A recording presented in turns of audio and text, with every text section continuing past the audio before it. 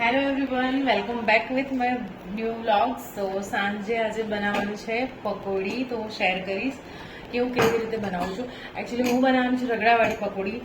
ચણાવાળી અમારા ઘરમાં થોડી ઓછી ભાવે છે બધાને, તો એના માટે મેં અહીંયા વ્હાઈટવાળા વટાણા છે એને પલાળી દીધા હતા ગરમ પાણીમાં બપોરે. તો હવે આની અંદર મીઠું અને હળદર નાખી અને એને બોઇલ કરી લઈશું.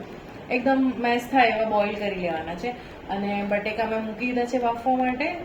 તો આગળ હું કેવી રીતે રગડો બનાવીશ એની રેસીપી હું કન્ટિન્યુ શેર કરીશ, તો પ્લીઝ બ્લોગને એન્ડ સુધી જજો. વટાણામાં મીઠું એડ કરી દીધું છે, પછી હળદર એડ કરી દીધું છે અને મિક્સ કરીને પછી બોઇલ કરી દેવાના. સો પાણી બનાવવા માટે મેં અહીંયા લઈ લીધું છે ફુદીનો, કોથમીર, લીલા મરચાં અને લીંબુ, સંચળ, મીઠું અને શેકેલું જીરું. તો ચલો હવે બનાવીશું આપણે પાણીપુરીનું પાણી. તો એના માટે મેં એક મિક્સિંગ બાઉલ લઈ લીધું છે. અહીંયા એડ કરું છું લીલા મરચાં અને ફુદીનો મેં થોડો ડાખરા સાથે જ લીધેલો છે બિકોઝ એનો ટેસ્ટ બહુ સારો આવે છે. તો અહીંયા હું એડ કરું છું ફુદીનો, એડ કરીશું કોથમીર, 1 સ્પૂન જેટલું સોલ્ટ, એટલે 1 થી થોડું વધારે, 1 ટેબલ સ્પૂન જેટલો સંચળ પાવડર એડ કરું છું.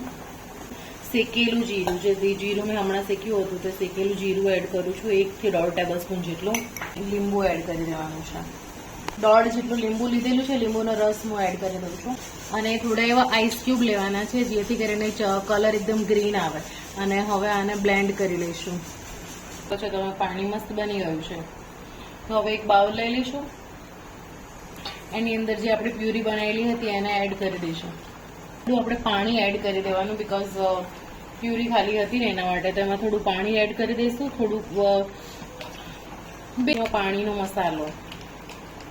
હું અહીંયા જલજીરા લઉં છું, થોડો એવો જલજીરા પાવડર એડ કરું છું આમાં.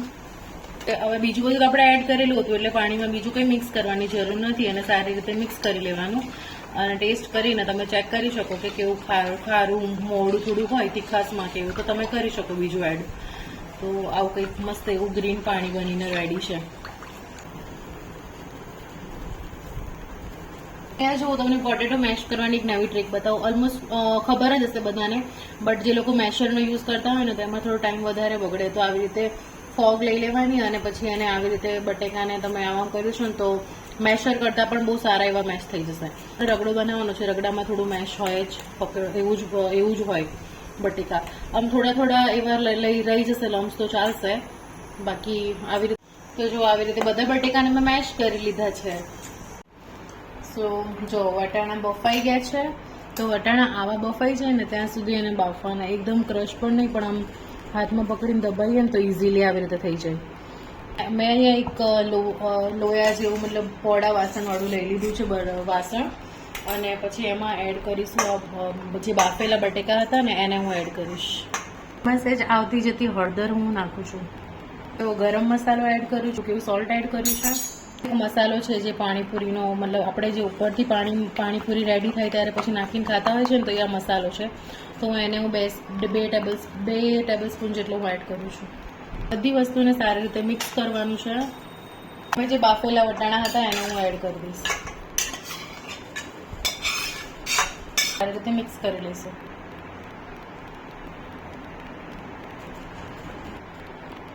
તો હવે આને જે વટાણા અને બટેકાને આવી રીતે મિક્સ કરી દેવાનું સરખી રીતે. વચ્ચે જગ્યા કરી દેવાની અને આજુબાજુમાં જેમ કેમ પકોડીવાળા લગાવે એવી રીતે આપણે રગડાને લગાવી દેવાનો. આવી રીતે ખાડો કરી દેવાનો, આવી રીતે કોથમીર લગાવી દેવાની, આમ થોડીક ચૂપકાઈ દેવાની એટલે આમ સરસ એવી લાગે, એના જેવું જ એવી જ ફીલ આવે. રગડાને ગેસ ઉપર મૂકી દીધો છે.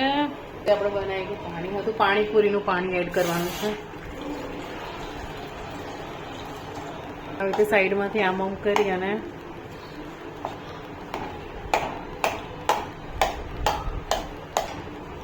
એડ કરીશું થોડીક એવી લાલ ચટણી. જે આવું પોટેટો મેશર હોય છે એનાથી આમ કરી અને મેશ કરી લઈશું.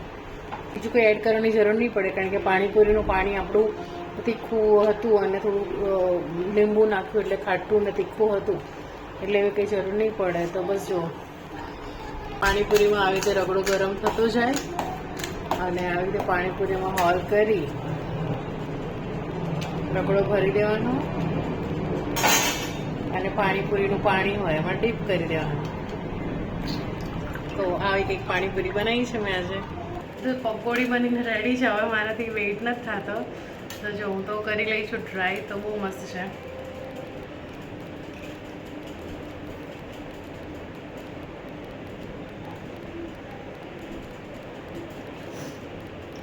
આવી જાઓ.